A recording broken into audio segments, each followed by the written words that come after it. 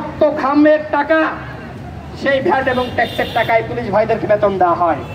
আমরা দেখেছি যে পুলিশের মধ্যে অনেক মানবিক মানুষ রয়েছে, একজন ধরলে আর একজন বলে আরে ছেড়ে দাও, মুরব্বী মানুষ।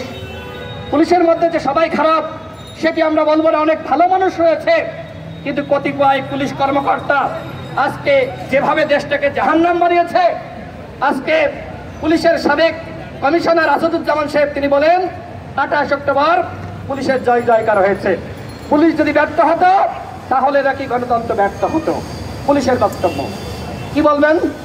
তার মানে 28 অক্টোবরে কি হয়েছিল? সেখানে হাজারো শ্রমিক রাজপথে নেমেছিল, প্রতিবাদ জানিয়েছিল। সেই শ্রমিকদেরকে ভয় পেয়েই সরকার সেখানে সরকারের নির্দেশনায় গুলি চালালো, রক্তাক্ত করলো, রণক্ষেত্র তৈরি করলো। তারপরে কি প্রতিবাদ থেমে গিয়েছে বন্ধুগণ?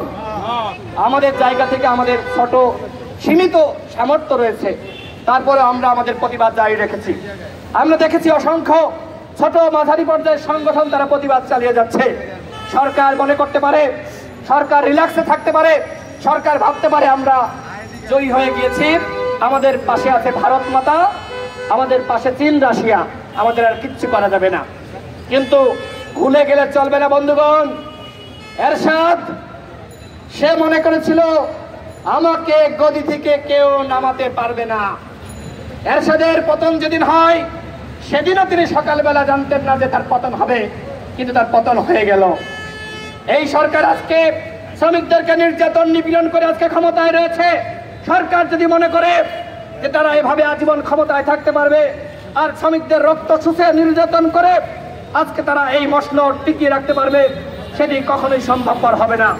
আমি শ্রমিক ভাইদেরকে বলবো, আপনারা জাগ্রত হন, প্রতিবাদী হন, প্রতিবাদ করেন প্লিজ।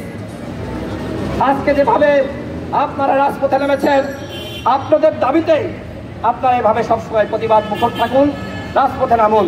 অন্যথায় সরকার যেভাবে আপনাদেরকে জিম্মি করছে, আপনাদেরকে হত্যা করছে, নির্যাতন নিপীড়ন করছে, এটি কখনোই বন্ধ হবে না।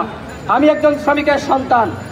আজকে সকালবেলা আমি আমার বাবাকে ফোন দিলাম, জিজ্ঞেস করলাম যে বাবা তুমি কোথায়?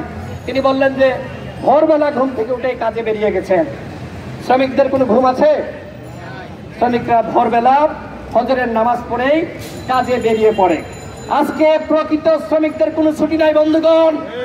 যারা প্রকৃত শ্রমিক তাদেরকে কোনো সুবিধা হয় না।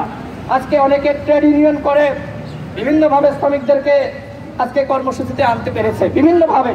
আপনারা বুঝালেন, বিভিন্নভাবে জোর জবরদস্তি করে এই যে বাদ্যযন্ত্র বাজছে, শ্রমিকদেরকে একটু মিডিয়ার ভাইয়েরা এখানে সাংবাদিকরা আছেন